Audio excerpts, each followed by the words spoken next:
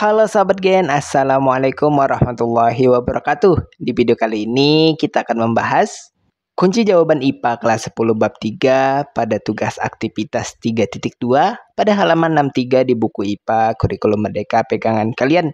Jadi, ayo kita bahas bersama mengenai soal atau perintah yang ada di tugas kali ini, Gen. Tapi sebelum lanjut, jangan lupa untuk subscribe ya, Gen, agar Gen Sukses Media lebih semangat lagi nemenin kalian nugasnya. Ya sudah, kita lanjut.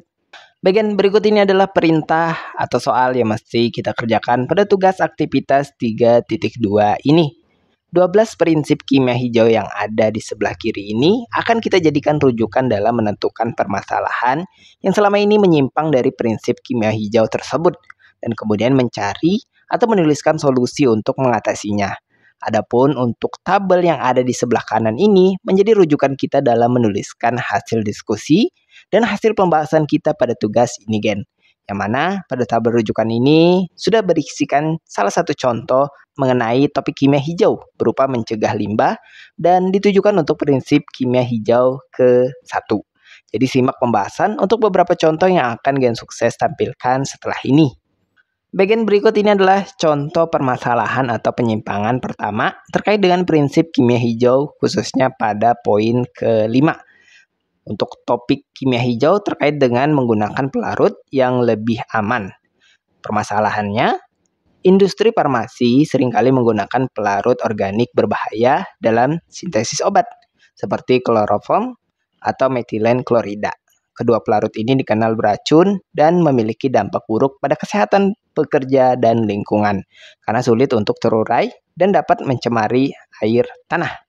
Kemudian solusinya adalah sebagai berikut, yaitu pertama menggunakan pelarut yang lebih aman, di mana mengganti pelarut organik berbahaya dengan pelarut hijau seperti supercritical CO2 air atau pelarut berbasis ionik yang tidak beracun dan tentunya ramah lingkungan.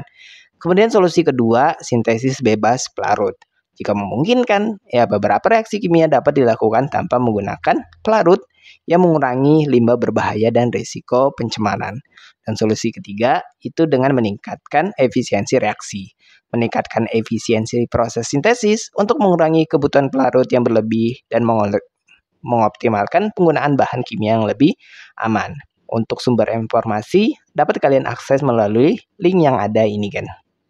Kemudian untuk contoh permasalahan yang kedua terkait dengan prinsip kimia hijau khususnya pada poin ketiga dengan topik yaitu mengurangi potensi bahaya dari bahan kimia yang digunakan. Dengan permasalahan yang diangkat di mana pada industri pertanian penggunaan pestisida sintesis seperti organofosfat dan karbamat banyak digunakan untuk mengendalikan hama. Namun pestisida ini sangat beracun bagi manusia dan hewan serta dapat mencemari tanah dan air. Dampak jangka panjangnya termasuk merusak ekosistem kesehatan petani dan konsumen yang terpapar residu dari pestisida ini. Nah, solusinya adalah yaitu pertama mengembangkan pestisida biologis atau organik. Penggunaan pestisida alami seperti dari minyak neem, kemudian bakteri Bacillus thuringiensis atau pestisida berbasis feromon yang aman bagi lingkungan dan tentunya tidak berbahaya bagi manusia serta hewan. Kemudian solusi kedua, menggunakan metode pengendalian hama terpadu.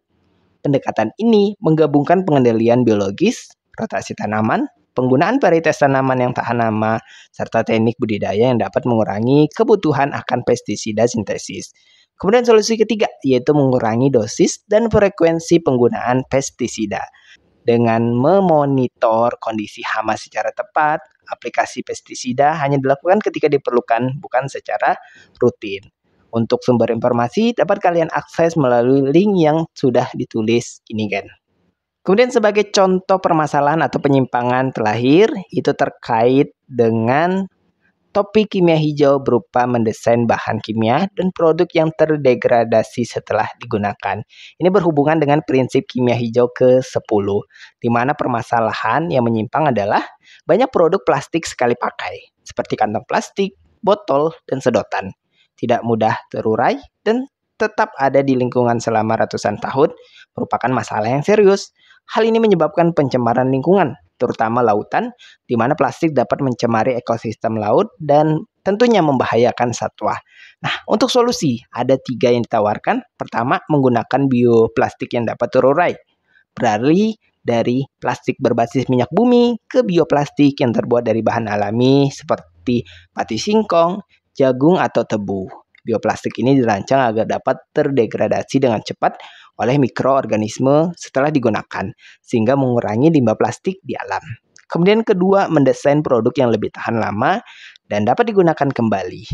Mengurangi penggunaan produk sekali pakai dengan merancang produk yang bisa digunakan berulang kali, seperti tas belanja kain, botol air stainless steel, dan sedotan logam. Kemudian ketiga, meningkatkan program daur ulang dan memproses limbah plastik. Meningkatkan kapasitas untuk mendaur ulang plastik yang sudah ada agar tidak berakhir di tempat pembuangan sampah atau laut, termasuk menggunakan teknologi untuk mengubah limbah plastik menjadi bahan baku yang baru. Untuk sumber informasi ada 2 yang bisa kalian akses dengan link yang ada ini, Gen.